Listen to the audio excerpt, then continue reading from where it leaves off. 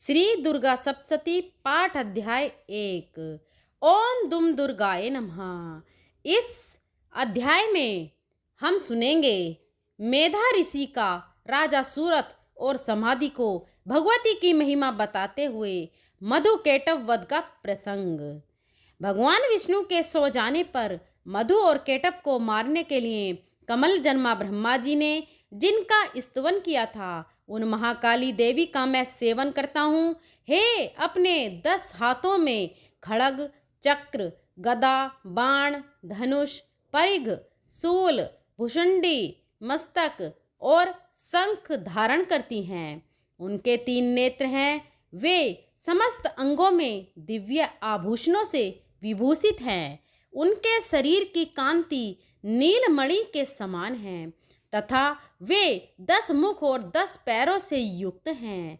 मार्कंडेय जी बोले, सूर्य के पुत्र सार्वणी जो 8वें मनु कहे जाते हैं, उनकी उत्पत्ति की कथा विस्तार पूर्वक कहता हूँ, सुनो। सूर्य कुमार महाभाग सावर्णी भगवती महामाया के अनुग्रह से जिस प्रकार मनवंतर के स्वामी हुए, वही प्रसंग सुनाता हूँ। पूर्व काल की बात है। स्वारोचित मनवंतर में सूरत नाम के एक राजा थे जो चैत्र वंश में उत्पन्न हुए थे। उनका समस्त भूमंडल पर अधिकार था। वे प्रजा का अपने और असपुत्रों की भांति धर्मपूर्वक पालन करते थे। तो भी उस समय कोलवाधिवंशी नामक कुल के क्षत्रिय उनके शत्रु हो गए। राजा सूरत की दंडनीति बड़ी प्रबल थी। उनका शत्रुओं के साथ संग्राम हुआ। यद्यपि कोलाधिविध्वंसी संख्या में कम थे, तो भी राजा सूरत युद्ध में उनसे परास्त हो गए थे। तब वे युद्ध भूमि से अपने नगर को लौट आए और केवल अपने देश के राजा होकर रहने लगे।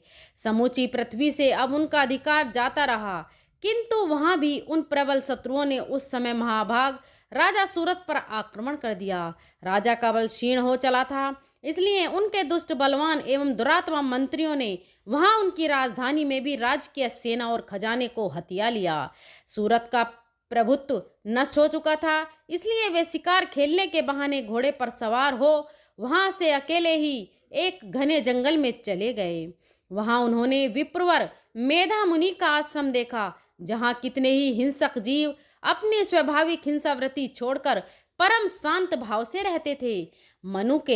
मुनि के बहुत से शिष्य उस वन की शोभा बढ़ा रहे थे। वहां जाने पर मुनि ने उनका सत्कार किया और वे उन मुनिश्रेष्ठ के आश्रम पर इधर उधर विचरते हुए कुछ काल तक रहे। फिर ममता से आकृष्ट चित्त होकर वहां इस प्रकार चिंता करने लगे, पूर्व काल में मेरे पूर्वजों ने जिसका पालन किया था, वही नगर आज मुझसे रहित है। पता नहीं मेरे दुराचारी भृत्यगण उसकी धर्मपूर्वक रक्षा करते हैं या नहीं। जो सदा मद की वर्षा करने वाला और सूरवीर था, वह मेरा प्रधान हाथी अब शत्रुओं के अधीन होकर न जाने किन भोगों को भोगता होगा। जो लोग मेरी कृपा, धन और भोजन पाने से सदा मेरे पीछे पीछे चलते थे, वे निश्चय ही अब दूसरे राजाओं का अनुसरण करते होंगे। उन अपव्ययी लोगों के द्वारा सदा खर्च होते रहने के कारण अत्यंत कष्ट से जमा किया हुआ मेरा वह खजाना खाली हो जाएगा। ये तथा और भी कुछ बातें राजा सूरत निरंतर सोचते रहते थे। एक दिन उन्होंने वहां विप्रवर मेधा के आश्रम के निकट एक वेश्या को देखा और उसे पूछा, भाई तुम कौन हो? यहाँ तुम्हारे आने का क्या कारण है? तुम क्यों शोकग्रस्त और अनमने से दिखाई देते हो? राजा सूरत का यह प्रेम पूर्वक कहा हुआ वचन सुनकर वेश्या ने विनीत भाव से उन्हें प्रणाम करके कहा। वेश्या बोला, राजन, मैं धनियों के कुल में उत्पन्न एक वेश्या हूँ। मेरा नाम समाधि है। मेरे दुष्ट स्त्री पुत्रों ने धन के लोभ से मुझे घर से निकाल दिया है। मैं इस समय धन, स्त्री और पुत्रों से वंचित हूँ। मेरे विश्वसनीय बंधुओं ने मेरा ही धन लेकर मुझे दूर कर दिया है, इसलिए दुखी होकर मैं वन में चला आया हूँ। यहाँ रहकर मैं इस बात को नहीं जानता कि मेरे पुत्रों की, स्त्री की और स्वजनों की कुशल है या नहीं। इस समय में वे किस कुशल से रहते हैं अथवा उन्हें कोई कष्ट है। वे मेरे पुत्र कैसे हैं?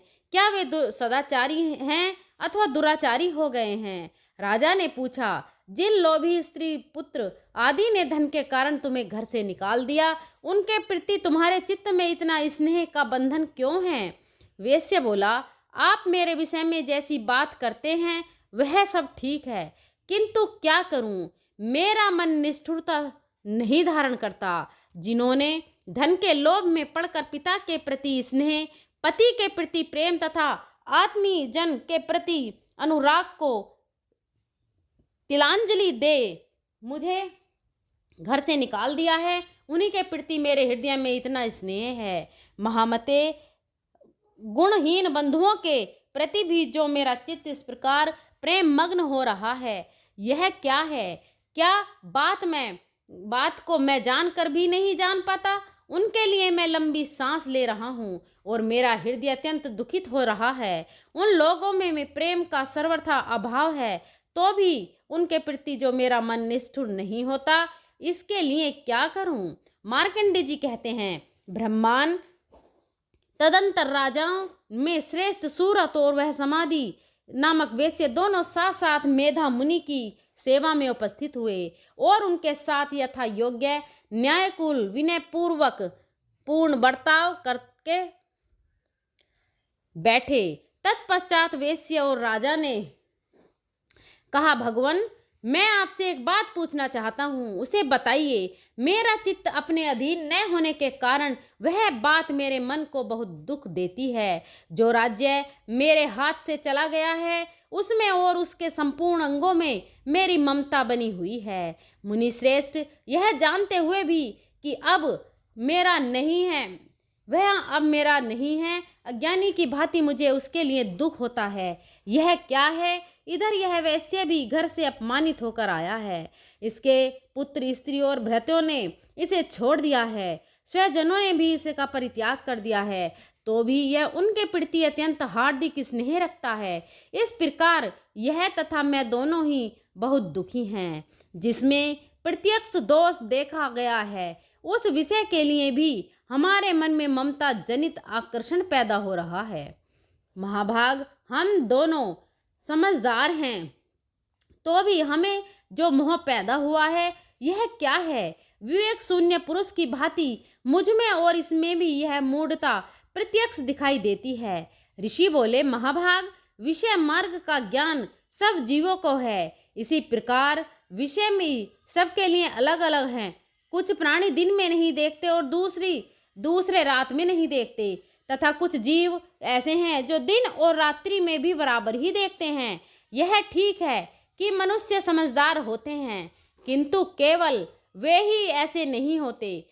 पशु पक्षी और मृग आदि सभी प्राणी समझदार होते हैं। मनुष्य की समझ भी वैसी ही होती है जैसी उन मृग और पक्षियों की होती है, तथा जैसे मनुष्यों की होती है वैसी ही उन मृग पक्षी आदि की होती है, तथा यह अन्य बातें भी प्राय दोनों में समान ही हैं। समझ होने पर भी उन पक्षियों को तो देखो, ये स्वयं भूख से पीड़ित होते हुए भी मोहवश बच्चों की चोंच में कितने चाव से अन्न के दाने डाल रहे हैं। नरश्रेष्ठ, क्या तुम नहीं देखते कि ये मनुष्य समझदार होते हुए भी लोभवश अपने किए हुए उपकार का बदला पाने के लिए पुत्रों की अभिलाषा करते हैं? यद्यपि उन सब में समझ की कमी नहीं है, तथापि वे संसार की स्थिति, जन्म मरण की परंपरा बनाए रखने वाले भगवती महामाया के प्रभाव द्वारा ममता में भंवर से युक्त मोह के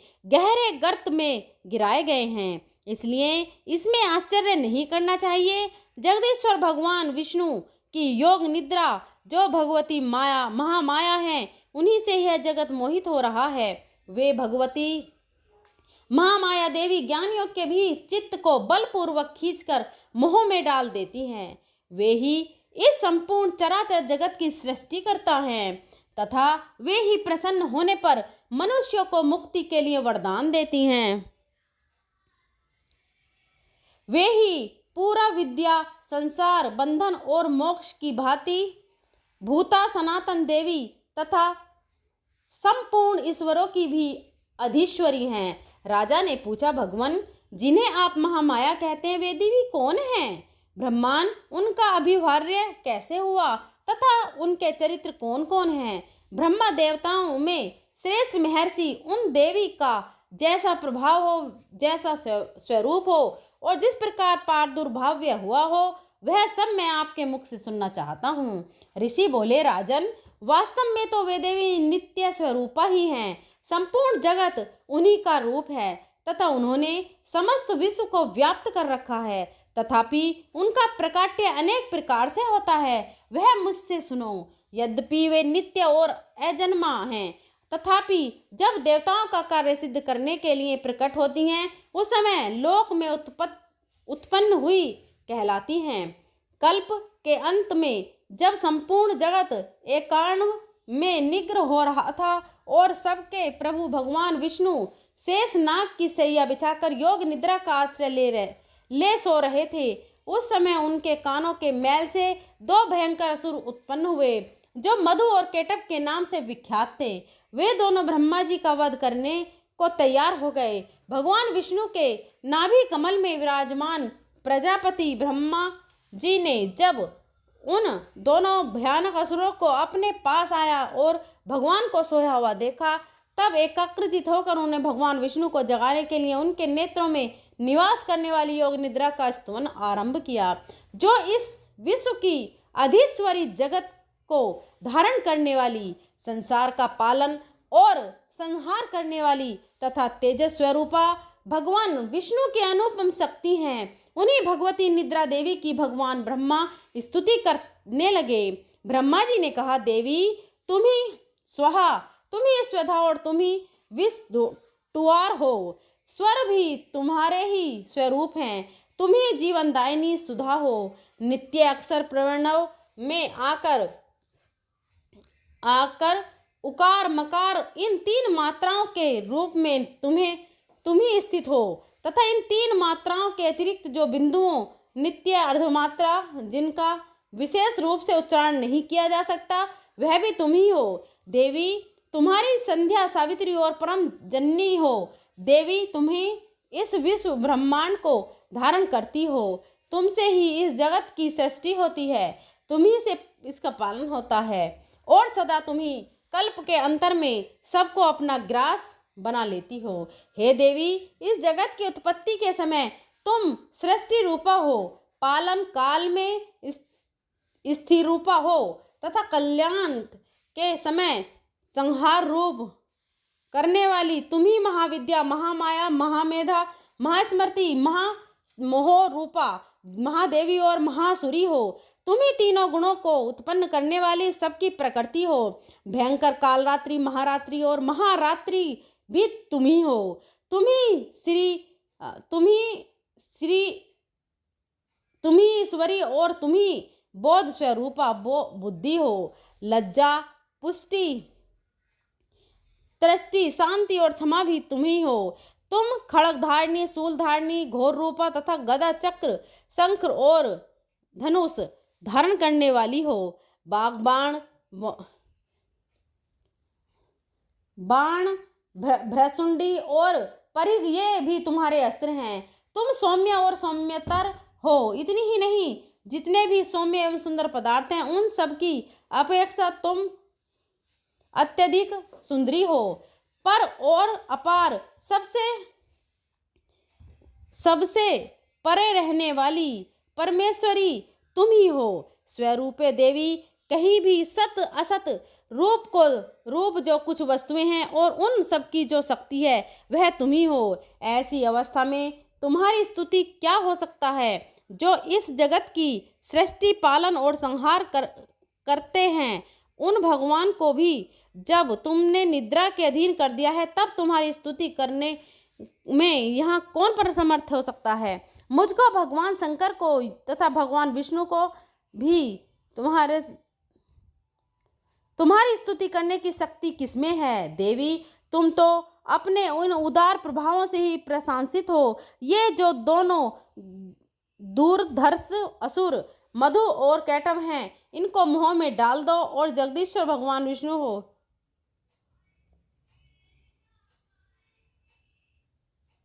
महान असुरों को मार डालने की बुद्धि उत्पन्न दो। उत्पन्न कर दो। और मधु और राजन, जब ब्रह्मा जी ने वहां मधु और कैटभ को मारने के उद्देश्य से भगवान विष्णु को जगाने के लिए तमोगुण की अधिष्ठात्री देवी योग निद्रा की इस समय इस प्रकार स्तुति की, तब वे भगवान के नेत्र, मुख, नासिका, बाहु, हृदय और वक्ष स्थल से निकलकर व्यक्तित्व जन्मा ब्रह्मा जी की दृष्टि के समक्ष खड़ी हो गई। योग निद्रा ने मुक्त होने पर जगत के स्वामी भगवान जनार्दन उस एकावर्ण के जल में शेषनाग की शैया से जाग उठे। फिर उन्होंने उन दोनों असुरों को देखा। वे दुरात्मा मधु और कैटभ अत्यंत बलवान तथा पराक्रमी थे और क्रोध से लाल आंखें किए ब्रह्मा जी को खा जाने के लिए उद्योग कर रहे थे। तब भगवान श्री हरि ने उठकर उन दोनों के साथ 5000 वर्षों तक केवल बाहु युद्ध किया। वे दोनों भी अत्यंत बल के कारण उन्मत्त हो रहे थे। इधर महामाया ने भी उन्हें मोह में डाल रखा था, इसलिए वे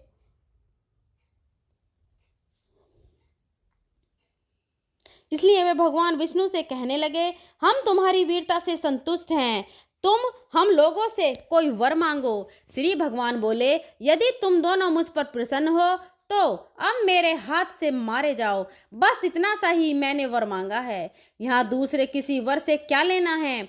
ऋषि कहते हैं, इस प्रकार धोखे में आ जाने पर जब उन्होंने संपूर्ण जगत में जल ही जल देखा, तब कमल नयन भगवान ने कहा, जहाँ पृथ्वी जल में डूबी हुई न हो, जहाँ सूखा स्थान हो, वही हमारा वध करो। ऋषि कहते हैं, तब तथास्तु कहकर शंख चक्र और गदा धारण करने वाले भगवान ने उन दोनों के मस्तक अपनी जांग पर रखकर चक्र से काट डाले।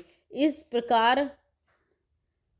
प्रकार ये देवी महामाया ब्रह्मा जी की स्तुति करने पर स्वयं प्रकट हुई थी। अब पुनः तुमसे उनके प्रभाव का वर्णन करता हूँ, सुनो। इस प्रकार श्री मार्कंड जी पुराण में सार्वणिक मनवंतर की कथा के अंतर्गत देवी महात्म्य में मधु कैटभ वध नामक पहला अध्याय पूरा हुआ। जय माता दी। दोस्तों, आपको ये वीडियो कैसी लगी कमेंट बॉक्स में जरूर बताएं और माँ दुर्गा का जयकारा जरूर बोलें। अगर वीडियो पसंद आई हो तो अपनी फ्रेंड और फैमिली में शेयर करें और हमारे चैनल सुविचार विद रीना को सब्सक्राइब करें, बेल आइकन को प्रेस करें और आने वाली सभी वीडियो की नोटिफिकेशन आपको मिल सके। हमारे चैनल पर विजिट करें, आपको दुर्गा सप्तशती के रोज अध्याय सुनने को मिलेंगे। अगर मेरे बोलने में कोई त्रुटि हुई हो तो मैं क्षमा प्रार्थी हूँ। मिलते हैं अगली वीडियो के साथ, तब तक के लिए धन्यवाद। जय माँ दुर्गा।